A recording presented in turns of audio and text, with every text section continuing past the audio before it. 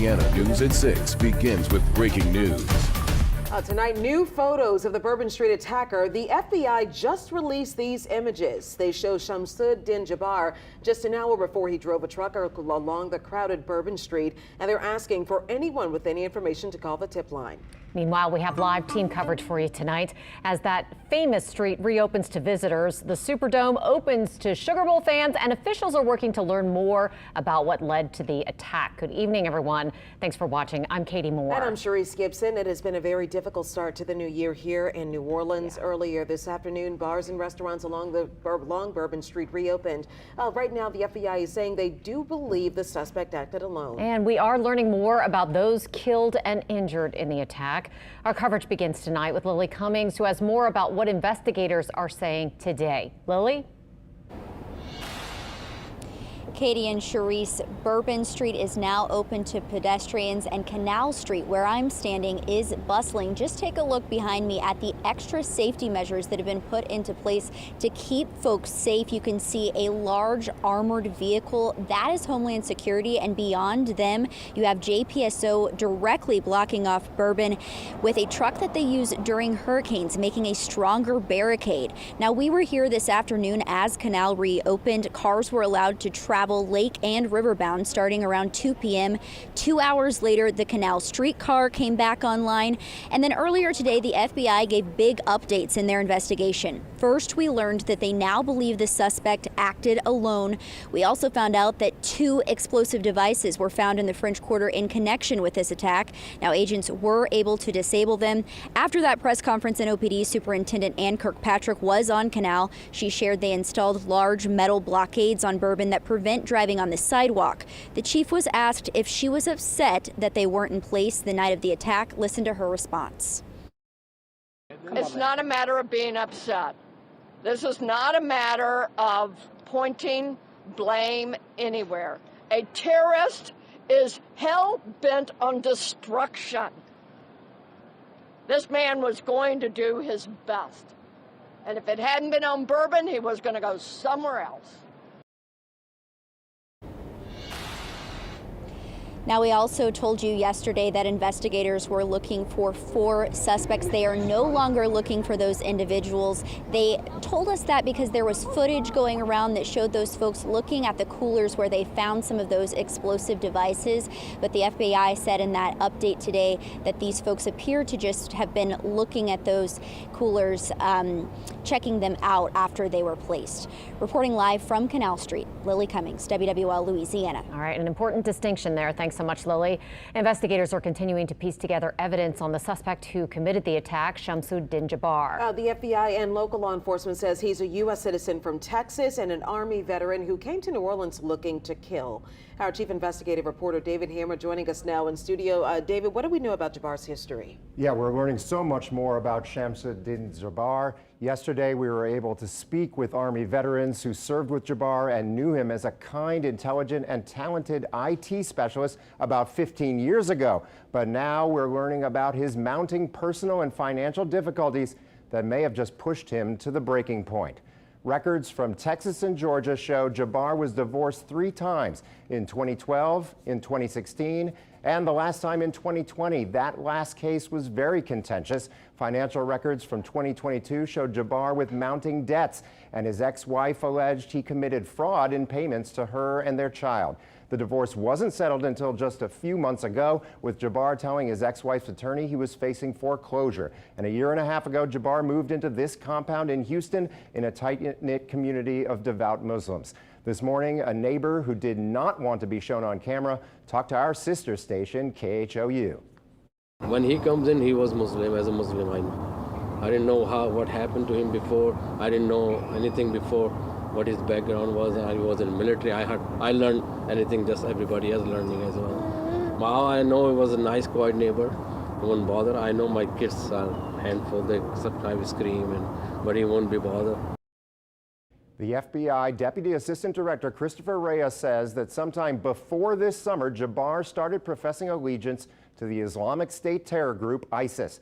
Reyes said at a press conference this morning that Jabbar posted videos on social media this week saying he wanted to kill his family, but that wouldn't create enough headlines about the, quote, war between the believers and disbelievers. So he rented the white pickup truck, drove from Houston to New Orleans on Wednesday, rented the Airbnb on Mandeville Street, set up the coolers with the pipe bombs in the French Quarter, and gunned the truck down Bourbon Street. And for now, the FBI believes he was acting alone. Katie? All right, much more to come. Thanks so much, David. And right now, we do know the names of 9 out of the 14 people who tragically lost their lives while celebrating the new year.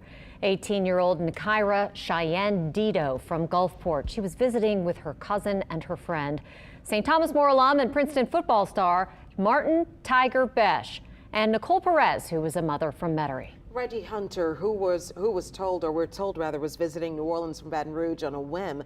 21-year-old Archbishop Shaw alum Hubert Gothrow and University of Alabama student Kareem Bawadi, who we do not have a picture of just yet. Auburn University alum Drew Dolphin, 25-year-old account executive Billy DeMaio, and Superdome audiovisual technician Matthew Tenedorio. Whitney Miller spoke with Tenedorio's mother earlier today. She's remembering him for his, quote, laid-back spirit and infectious laughter. Whitney, we know that conversation was difficult. Yeah, it was really difficult. Matthew Tenedorio was out celebrating the new year with friends on Bourbon Street when he got separated from his friends that he was with. He worked as an audiovisual tech at the Superdome, and his mother tells me everywhere that he went, he did not know a stranger. Matthew was the youngest of 3 and a graduate of Pearl River Central. His mother says thankfully he spent most of New Year's Eve with his family in Slidell. It was just a very fun time, relaxing, loving, and then around 9:30, you know, oh, we're going to head off. We're going to head into New Orleans. So we just all hugged each other and gave each other, you know, a big love you, you know, Happy New Year. See you, talk to you tomorrow. Please text me when you get home, kind of stuff. My husband tried to tell him, please, just son, don't go and stay here. Don't, you know, no, Dad, so anyway, that was that. And then we didn't hear from him. Yeah, she went on to tell me that trying to figure out where he was and what happened to him was a complete nightmare. Tonight at 10, she'll share more about her son and this whole experience. Whitney, thank you so much. I know that was a heartbreaking conversation. And earlier today, local leaders walked down Bourbon Street and held a vigil to honor those victims. NOPD Chief Ann Kirkpatrick, Mayor Cantrell, local ministers, and Archbishop Gregory Amond held a second line and placed 14 yellow roses for each of those killed. A short time after that vigil, the street was cleaned and cleared and reopened. It was a very active crime scene yesterday, but now people are back in the bars and restaurants there. Amelia Strahan joining us with more. Amelia, how does it look tonight?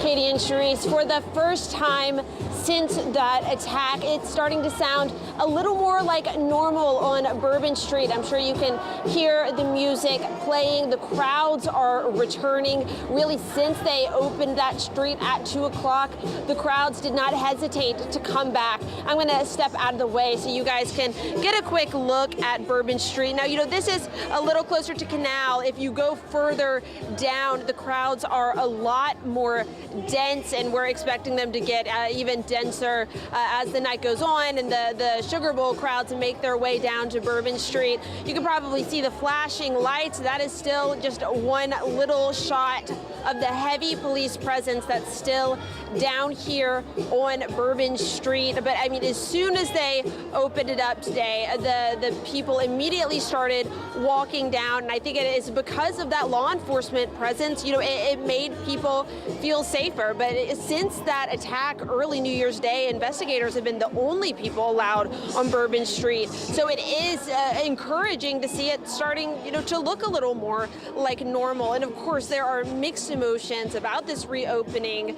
You know, this comes just after the attack. So the people that are, you know, working at these businesses, they are still, you know, experiencing a little bit of fear from what we're hearing from them. We saw employees holding hands, praying. I know you showed video just a few moments ago of that vigil. So still, while sounding joyful and sounding a little more back to normal, still a very difficult day for many people down here. We actually spoke to Sheriff Susan Hudson just before they opened Bourbon Street today, and she described a difficult few days for her staff, but says she and other law enforcement agencies are ready to keep New Orleans safe.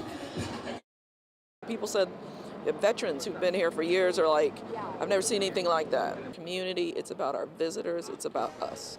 And so we feel good about the plan in place. You can see all the personnel here. We've got federal, state, local, law enforcement here, our first responders from EMS and fire, just tremendous efforts.